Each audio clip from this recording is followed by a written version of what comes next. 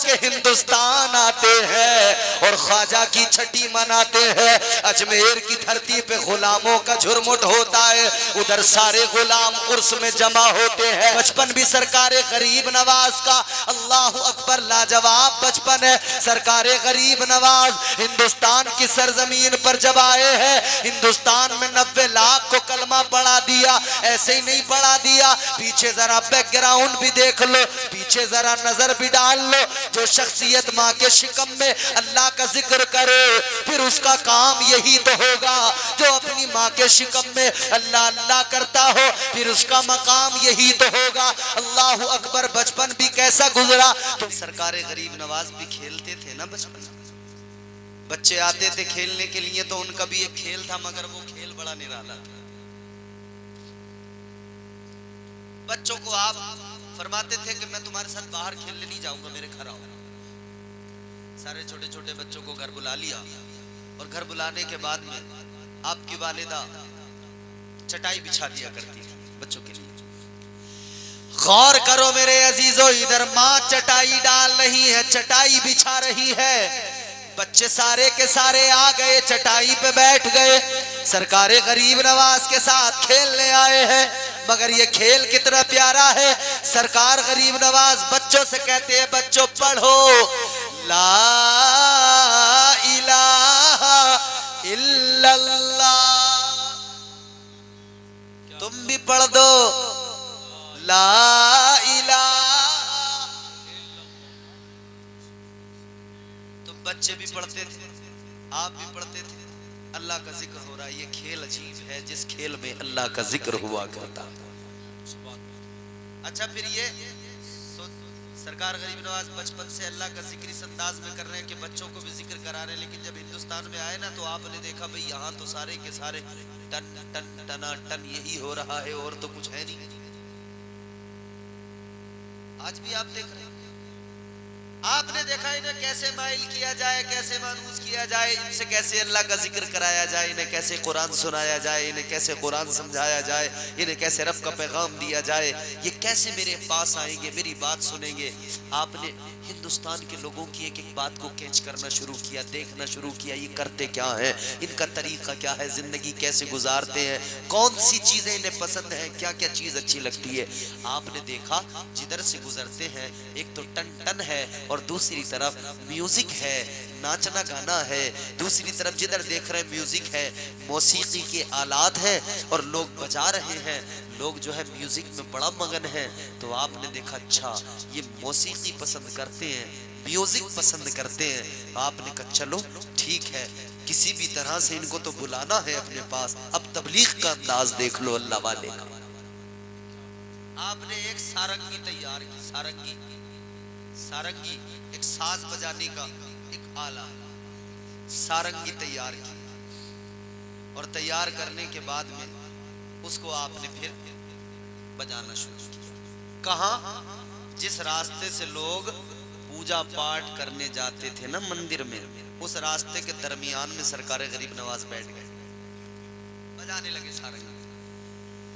ऐ लोगों, सरकार गरीब नवाज ने देखा था कि यहाँ हालात ये है कि ये हिंदुस्तान वाले म्यूजिक को बड़ा पसंद करते हैं।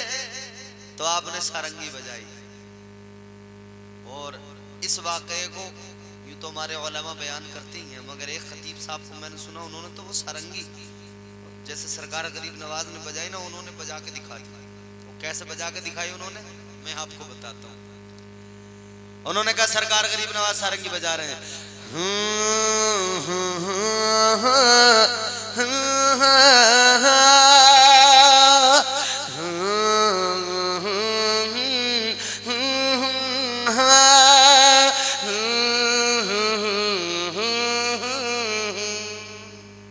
ये साज कौन सा था? ला इलाहा इल्लल्लाह हो, ला इलाहा इल्लल्लाह, ला इलाहा इल्लल्लाह हो, ला इलाहा। अगर आप पढ़ लोगे, अल्लाह का जिक्र करोगे, ये जिक्र जो है ना, इस जिक्र को जिक्र इस बात को नफी भी कहा जाता है। ये बड़ा उम्दा जिक्र है। जिक्र करो मेरे साथ मिलकर पढ़ो, ला इलाहा हो ला इलाहा। जोर से इतनी जोर से पढ़ो कि आपकी आवाज गूंज जाए, इस माइक में आ जाए, इस माइक में आ जाए। इसमें आ गई ना तो फिर ये आपकी आवाज ये जो डिवाइस लगे हुए हैं इसमें रिकॉर्ड हो जाएगी। तो दुनिया जहां जहां भी सुनेगी पता लगेगा पीपल्स आना के लोग अल्लाह का जिक्र इतने उम्दा अंदाज में किया करते हैं। हज़रत माइक का मुजरा इधर घुमाओ, इनकी आवाज रिकॉर्ड करनी है। जोर से पढ़ना मेरे साथ मिलके, ला इलाहा हो ला इलाहा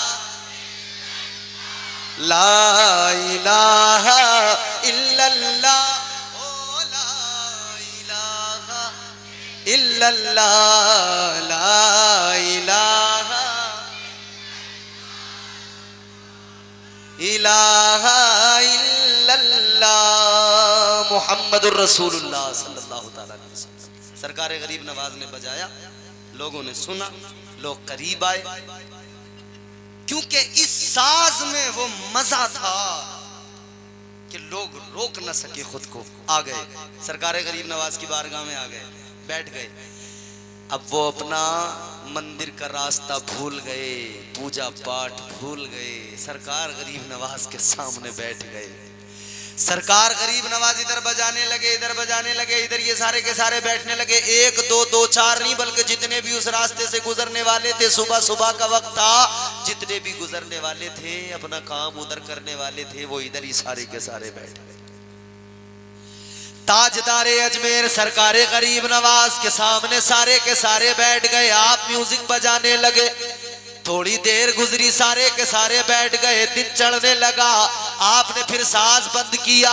जब साज बंद किया लोग सारे चले गए, मगर आपस में जिक्र करते जा रहे हैं। आज इस फकीर ने वो साज सुना दिया कि जिसका असर दिल पर हो गया, दिल माइल हो गया।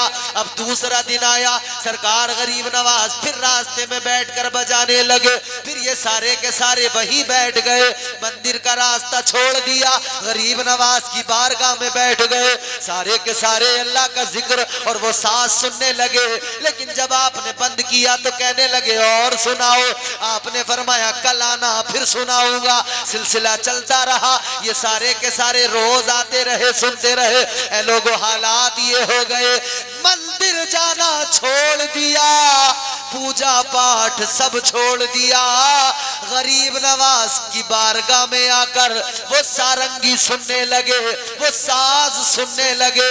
एक दिन बड़ी तादाद में सारे के सारे जब जमा हुए, क्योंकि कम थे तो बढ़ रहे थे, धीरे धीरे बहुत हो गए थे। अब ये सारे के सारे आ गए, मगर सरकारे गरीब नवाज नहीं आए। आपने वो साज नहीं बजाया। जब आपने साज नहीं बजाया तो ये सारे के सारे परेशान, कहने लगे अल्लाह वाले अपनी कुटिया से जरा निकल के आओ, हमें वही साज सुनाओ। हम सब भूल गए, हमें आपका ये नगमा याद रहता है, ये आपका साज याद रहता है। ये जब तक न सुन ले हमारे दिलों को चैन नहीं आता है। आप साज बजाते हैं, आवाज दिल पे टकराती है। अल्लाह अकबर कबीरा सरकारे गरीब नवाज ने सुना, आप समझ गए अब ये इसके सुने बगैर रह नहीं सकते हैं। आपने फरमाया बजाऊंगा, मगर पहले मेरी शर्त है, पहले जैसा मैं कहूं वैसा करो, फिर बजाऊंगा। इन्होंने कहा जी क्या करना होगा? कहा जैसा कहूंगा करोगे? कहने लगे बाबा जो कहोगे वही करेंगे, मगर साज सुना दो, जरा सारंगी बजा दो। अच्छा जो कहूंगा करोगे? हाँ। आपने फरमाया चलो मेरे पीछे पीछे चलो। सबको लेकर कहां गए?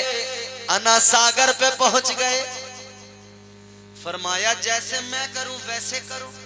आप वुजू करने लगे और देख देख कर ये सारे के सारे भी वुजू करने लगे। जब वुजू कर लिया, आपने अना सागर के करीब मैदान में आगे खड़े हुए और कहा जरा सफ बना के खड़े हो जाओ, जरा लाइन लगा के खड़े हो जाओ। सब के सब खड़े हो गए, सफे तैयार हो गई। अब सरकारे गरीब नवाज ने आगे खड़े होके आपने फरमाया जैसे मैं करूं वैसे करते जाना, जैसे मैं बोलूं वैसे बोलते जाना। आगे सरकारे गरीब नवाज ने हाथों को उठाया, कहा अल्लाहु अकबर। यू अल्लाहु अकबर कह के कानों की लो तक अंगूठे लगाए, नियत बांध ली। इन पीछे वालों को पता नहीं था हो क्या रहा है, मगर इन्होंने भी अल्लाहु अकबर कहा और इन्होंने भी हाथ बांध लिए। आगे सरकारे गरीब नवाज ने अल्लाह का कुरान पढ़ना शुरू किया। अल्लाह के कुरान की तिलावत होती रही। ये सारे के सारे झूमते रहे, ये सारे के सारे मचलने लगे, क्योंकि कुरान पढ़ने वाला गरीब नवाज है। कुरान पढ़ने वाला हिंदुस्तान का राजा है। कुरान पढ़ने वाला वो है जिसको मदीने से चुनकर मुस्तफा ने भेजा है।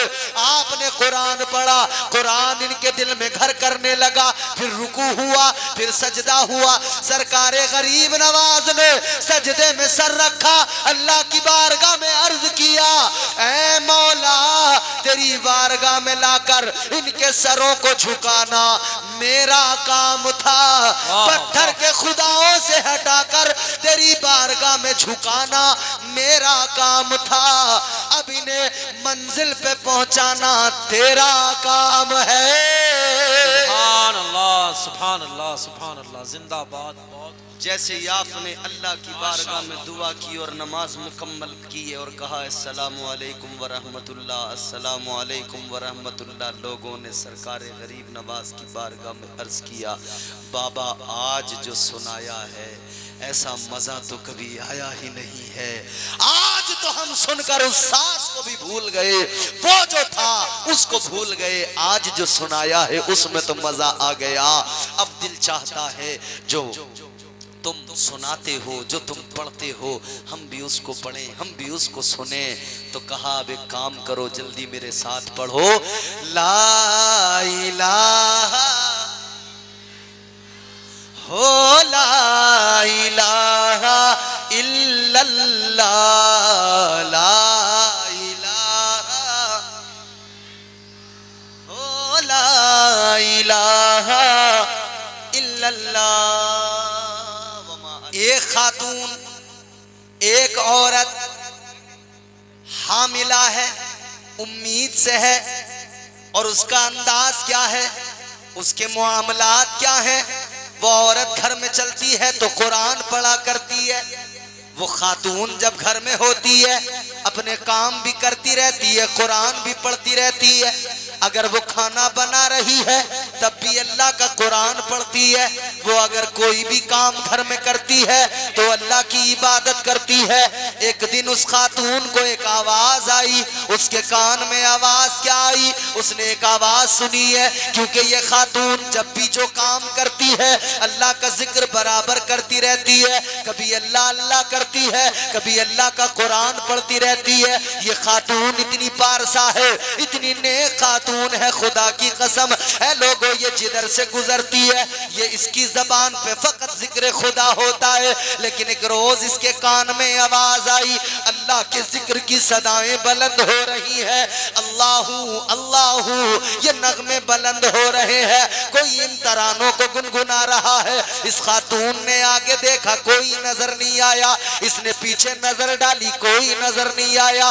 दाएं बाएं देखा, कोई जिक्र करने वाला नजर नहीं आया। तो ये खातून हैरान हो गई, आखिर कौन है जो अल्लाह का जिक्र कर रहा है, आखिर कौन है जो अपने परवरदिगार को पुकार रहा है। जब इसने आगे पीछे दाएं बाएं चारों तरफ देख लिया, कोई नजर नहीं आया। तो फिर इसे वो आवाज जब दोबारा आई तो पता लगा आवाज बाहर से नहीं अंदर से आ रही है, शिकम के अंदर से आवाज आ रही है।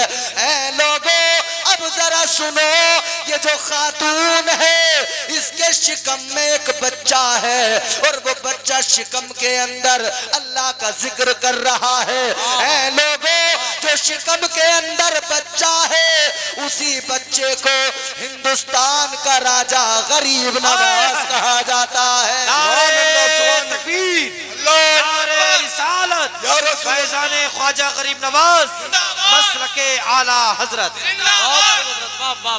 माँ के शिकम के अंदर, माँ के पेट के अंदर सरकारे गरीब नवाज। इधर देखो, सरकारे गरीब नवाज अल्लाह का जिक्र कर रही। क्यों नाज न करें सुन्नी मुसलमान उस अल्लाह वाले पर, क्यों नाज न करें सरकारे गरीब नवाज पर हम सुन्नी मुसलमान कि जो माँ के शिकम में थे उस वक्त भी अल्लाह का जिक्र कर रहे।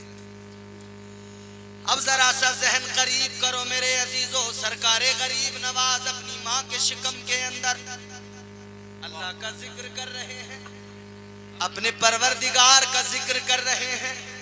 माँ भी बड़ी उम्दा, माँ भी बड़ी पाकीज़ा, माँ भी बड़ी पाक खातून, माँ वो जिसे कहा जाता है फातिमा उम्मुल वरा। बेटा गरीब नवाज, माँ भी पाक, बेटा भी पाक, माँ भी वलिया, बेटा भी वली और बाप भी वली। बाप का नाम है हजरत सैयद गयासुद्दीन, उनके बेटे ख्वाजा मुईनुद्दीन। बाप भी वली, बेटा भी वली, वली इब्ने वली। ऐ सुन्नियों जरा गौर करो, हम पे आते हैं वजीरों में गिने जाते हैं, चिश्तिया दर के फकीरों में गिने जाते हैं। जब से ख्वाजा ने इनायत की नजर डाली है, कांच के टुकड़े थे हीरों में गिने जाते हैं। क्या कहने माशाअल्लाह। सरकारे गरीब नवाज, इनके वालिद हजरत सैयद गयासुद्दीन वली, अल्लाह के मुकद्दस वली। और कैसे वली, जैसे जैसे देख रहे हैं कि अब मेरा बेटा दुनिया में तशरीफ लाने वाला है, मेरे बेटे की विलादत होने वाली है, माशाअल्लाह। तो हजरत सरकार सैयद गयासुद्दीन रहमतुल्लाह अलैह, आपने एक रोज, वो वक्त था कि जब आपके बेटे की विलादत, सरकार गरीब नवाज की विलादत बिल्कुल नजदीक है, सज्जे में सर रख दिया, अल्लाह की बारगाह में फिर हाथ उठा दिए, परवरदिगारे आलम की बारगाह में हाथ उठा के कहने लगे, ऐ मेरे मौला, ऐ मेरे परवरदिगार, ऐ मेरे मौला, मुझे औलाद दे, मगर ऐसा दे जो मेरे मुस्तफा की शरीयत का पासो लिहाज रखे और इस शरीयत का मुहाफिज बन के आए। सुभान अल्लाह। अल्लाह की बारगाह में दुआ करने लगे, मौला भेज दे, भेज दे और ऐसा बनाकर भेज दे जो हजरत सिद्दीक अकबर की सदाकत का उसे ख्याल रहे, ऐसा बनाकर भेज दे। उमर की अदालत को कायम कर दे, ऐसा बनाकर भेज दे। उस्मान की सखावत का पैकर बन जाए, ऐसा बनाकर भेज दे। अली की शुजाअत का पैकर बन जाए, ऐ मौला भेज दे, ऐसा बनाकर भेज दे कि हजरत हसन मुजतबा इमाम हसन मेरे आका के बड़े नवासे, उनकी जो है पुरदबारी, उनकी सखावत उसके अंदर मौजूद हो। इमाम हुसैन की शहादत और इमाम हुसैन की अजमत वो बुलंद कर दे दुनिया के अंदर, ऐसा बनाकर भेज दे। ऐ मौला के वो आए तो ज़ैनुल आबिदीन के सजदों को और ज़ुहद को साथ लेकर आए। जब वो दुनिया में आए तो इस शान के साथ आए कि इमाम बाकर का तमाम विलायत का मामला उसकी नजरों के सामने हो। या अल्लाह भेज दे, मेरे लाल को ऐसा बनाकर भेज दे। ऐ मेरे परवरदिगार भेज दे। अल्लाह की बारगाह में दुआ कबूल हो गई और आवाज आ गई, ऐ गयासुद्दीन सुन लो, जो आ रहा है वो वली तो है, मगर ये सुन लो आने वाला कोई आम नहीं है, बल्कि वो सैकड़ों वलियों का इमाम है।